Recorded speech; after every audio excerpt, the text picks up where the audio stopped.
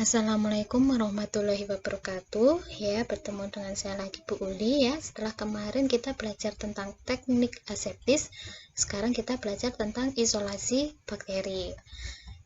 Nah, isolasi bakteri itu adalah memisahkan bakteri dari alam dan menanamnya dalam media baru sebagai biakan murni ya. Jadi dia memisahkan atau memindahkan dari bakteri di alam dan ditanam pada media yang baru sebagai biakan yang lebih murni ya, namanya isolasi.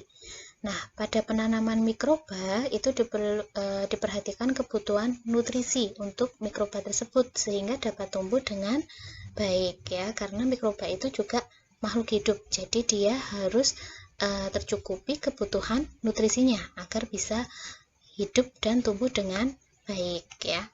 Nah, teknik penanaman bakteri itu ada beberapa cara.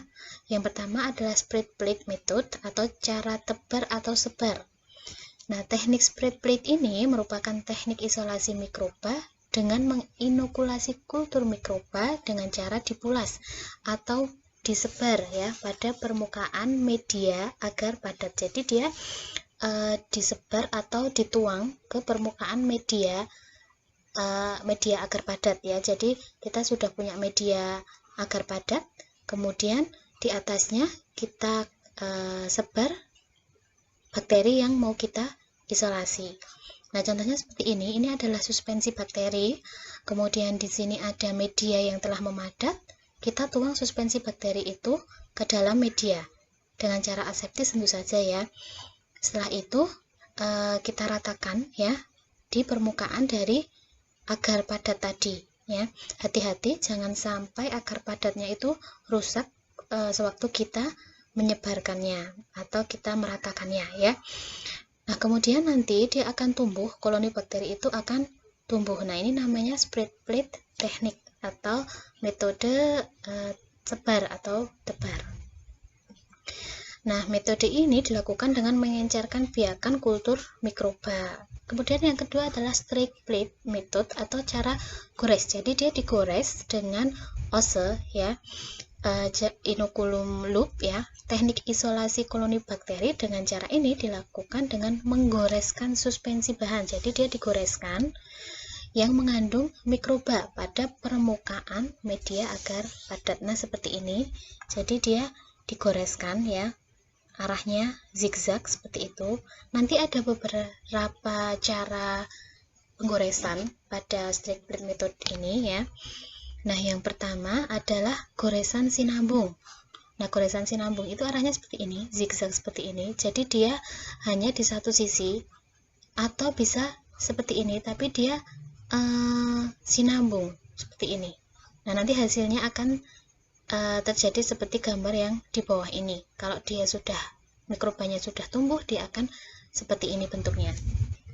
Kemudian straight plate goresan T ya. Goresan T itu berarti dia kan ada 3 zona ya. Ada 1, 2, dan 3. Dia zigzag ke sini untuk zona pertama, kemudian zona kedua, dan zona ketiga. Nah, nanti hasilnya seperti ini. Jadi semakin dia terakhir atau semakin dia goresan yang paling akhir, dia nanti akan semakin tipis. Yang pertama itu paling tebal. Nanti hasilnya kira-kira seperti ini.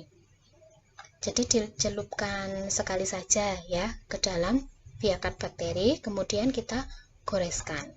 Itu adalah goresan T, ada 3 zona di situ. Kemudian ini adalah straight plate kuadran, jadi dia ada 4 zona. Ada beberapa cara, bisa seperti ini, dibagi 1, 2, 3, 4. Nah, seperti ini. Nanti mengikuti arah panah zigzag ini saja. Bisa seperti ini atau seperti ini ya. Ini lebih dari kuadran atau sebarannya lebih banyak. Atau kalau seperti ini nanti hasilnya tumbuhnya seperti ini. Ini yang terakhir. Oh, ini juga 4 ya. Jadi karena kuadran ya, ini juga 4, 1, 2, 3, 4. Nah, ini yang keempat itu biasanya tumbuhnya itu bakterinya tipis karena dia memang goresan yang akhir. Nah, ini seperti ini tumbuhnya. Ini yang awal ya, kemudian ini yang kedua, ini yang ketiga, dan ini yang keempat. Biasanya yang keempat memang semakin tipis ya. Hasilnya seperti ini. Ini adalah bakteri yang sudah kita isolasi. Kemudian cara ketiga itu adalah pour plate method atau cara tabur. Jadi dia nanti ditabur ya. Ini dilakukan untuk menginokulasi medium agar yang sedang mencair pada temperatur 45-50 derajat Celcius dengan suspensi bahan yang mengandung mikroba. Kemudian menuangkannya ke dalam cawan petri yang steril. Nah, ini adalah suspensi bakteri dalam media hangat suam-suam kuku ya, sekitar 45-50 derajat Celcius. Nah, kemudian di sini ada petri ya, cawan petri yang steril. Kemudian sampel ini dituang ke dalam cawan petri yang steril. Kemudian diratakan dalam cawan petri tersebut dengan cara digoyang-goyang ya. Jangan keras-keras, nanti bisa sampai ke tepi-tepi dan bisa tumpah ya atau keluar.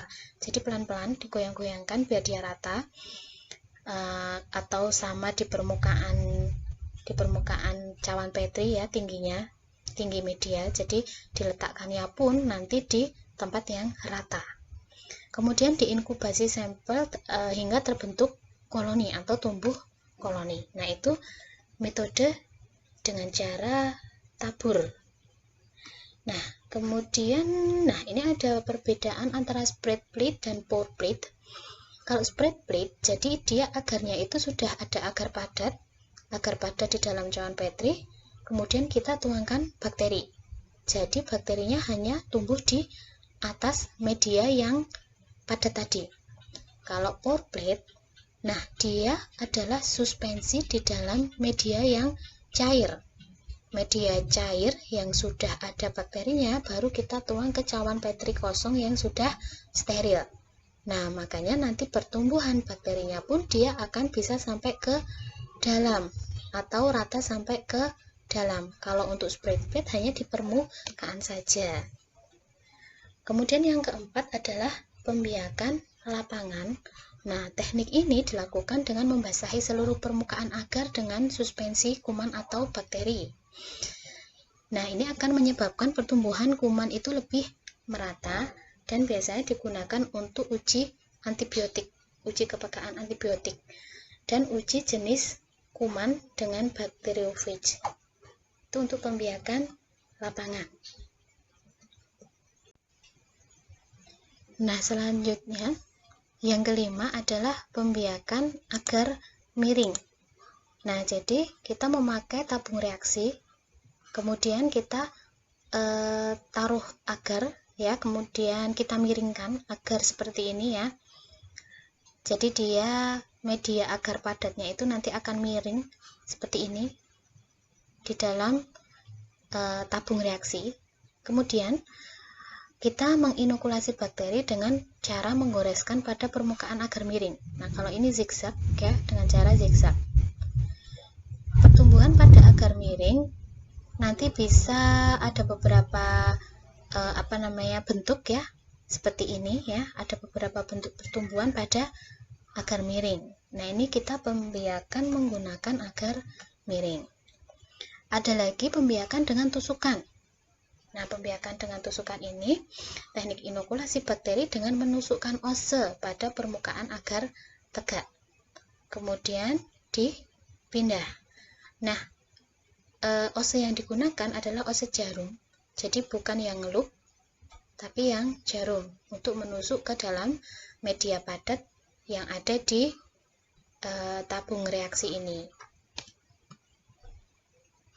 Ini penampakan pertumbuhan mikroba pada agar tegak.